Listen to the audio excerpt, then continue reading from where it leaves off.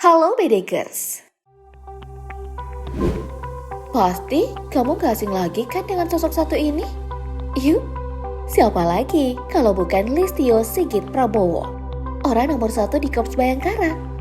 Dalam Bedekers kali ini, aku akan mengajak kalian mengintip perjalanan karir dan kekayaan Listio Sigit Prabowo. Kira-kira seperti apa sih kekayaan Jenderal Bintang 4 ini? Jangan kemana-mana, siapkan kopimu, dan temukan jawabannya di video berikut ini. Mari kita bongkar.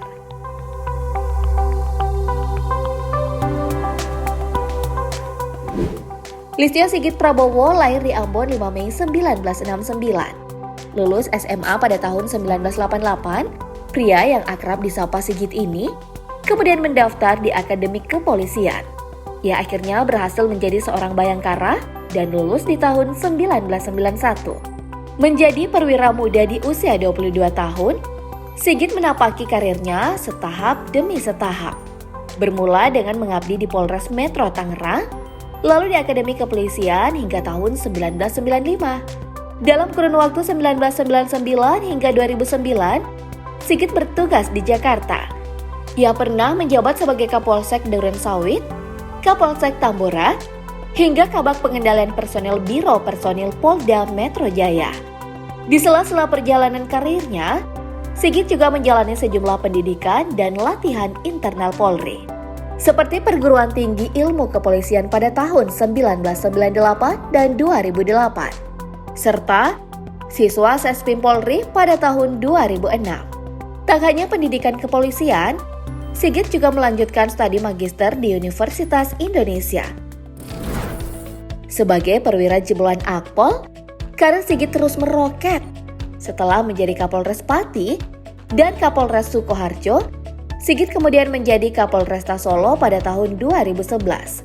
Saat itulah, dirinya menjalin kedekatan dengan Jokowi yang kala itu menjabat sebagai Wali Kota Solo.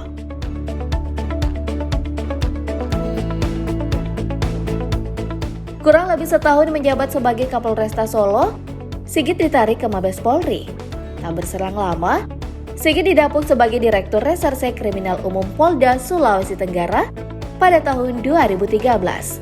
Ketika Jokowi terpilih menjadi presiden, Sigit kembali ke Jakarta dan menjadi ajudan Presiden Jokowi tahun 2014 hingga 2016. Sejak saat itu, karirnya pun semakin moncer dan melesat dengan cepat. Selepas menjadi ajudan Presiden Jokowi, Sigit dipromosikan menjadi Kapolda Banten pada tahun 2016. Lalu pada tahun 2018, Sigit menjabat sebagai Kepala Divisi Propam Polri. Saat Idam Aziz terpilih menjadi Kapolri, Sigit menggantikan posisinya sebagai Kepala Bareskrim Polri pada tahun 2019. Hal yang sama terulang kembali ketika Idam Aziz purna tugas sebagai Kapolri. Sigit menggantikan posisinya sebagai Kapolri yang baru terhitung sejak 27 Januari 2021. Ia pun naik pangkat satu tingkat dari Komisaris Jenderal menjadi Jenderal. Wah, mantap juga nih karir beliau.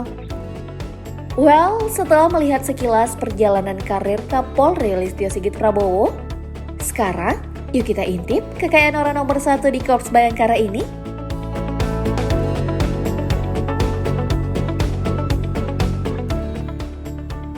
Sebagai Kapolri, Listio Sigit Prabowo belum melaporkan kekayaannya ke KPK. Terakhir, suami Julianti Sabta Dewi Magdalena ini melaporkan harta kekayaan saat masih menjabat sebagai Kabareskrim Polri. Dalam LHKPN yang dilaporkannya pada 11 Desember 2020, Sigit memiliki kekayaan sebesar 8,31 miliar rupiah. Penyumbang terbesar kekayaan terdiri dari 3 bidang tanah dan properti yang tersebar di wilayah Jakarta, Tangerang, dan Semarang. Jika ditotal, nilainya mencapai 6,15 miliar rupiah. Selain itu, Sigit juga memiliki kekayaan berupa harta bergerak lainnya sebesar 975 juta rupiah, serta kas dan setara kas senilai 869,7 juta rupiah. Sebagai Kapolri, Sigit juga akan mendapatkan gaji bulanan sebesar 5,9 juta rupiah setiap bulannya. Tak hanya itu, ia juga akan memperoleh tunjangan kinerja dengan besaran yang cukup fantastis, Berdasarkan PP nomor 103 tahun 2018, Kapolri akan menerima tunjangan kinerja sebesar 43,6 juta setiap bulannya.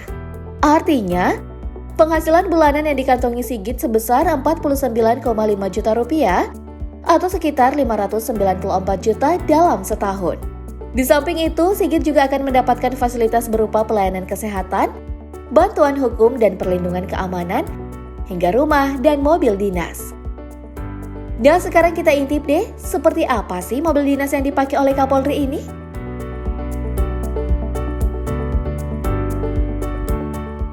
Seperti para menteri, Kapolri Listio Sigit Prabowo juga mendapatkan mobil dinas Toyota Crown 25 HV G Executive Hybrid.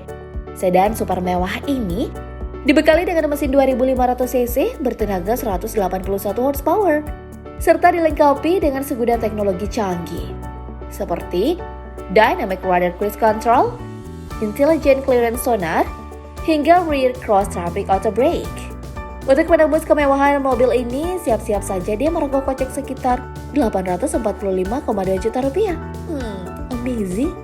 Selain itu, Kapolri juga memiliki mobil dinas yang lain, yaitu Toyota Land Cruiser V8 SUV premium dengan bobot 2,6 ton ini dibekali dengan mesin yang handal dan gahar, yaitu mesin 4500 cc bertenaga 232 horsepower.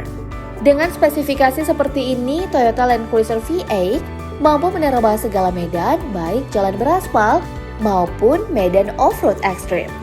Mobil dengan penggerak 4 roda ini juga disertai dengan beberapa fitur pendukung, seperti Multi-Terrain Select, Multi-Terrain Monitor, Cruise Control, dan Panoramic View Monitor. Dan yang paling penting, mobil ini disertai dengan keamanan tambahan bersertifikasi VR7, sehingga bodi mobil tahan dari tembakan peluru. Sistem penahanan peluru ini terdapat di semua bagian mobil, dari bodi hingga kaca. Dan dengan segala kelebihan yang dimilikinya, mobil ini dibanderol dengan 2,2 miliar rupiah. Wah, gokil! Selain mobil dinas, pria berusia 52 tahun ini juga memiliki mobil pribadi di Bedikers. Sigit memilih Toyota Fortuner lansiran tahun 2018 sebagai tunggangannya. Mobil ini dibekali dengan mesin 2500 cc yang mampu memuntahkan tenaga maksimum 149 horsepower. Mobil dengan penggerak 4 roda ini juga dilengkapi dengan teknologi VNT, sehingga mampu menyuplai tenaga yang besar namun irit bahan bakar. Mobil milik Sigit ini ditaksir senilai 320 juta rupiah. Wah, mantap bener nih tunggangan Pak Kapolri. Semoga bisa menjangkau seluruh pelosok Indonesia, Pak.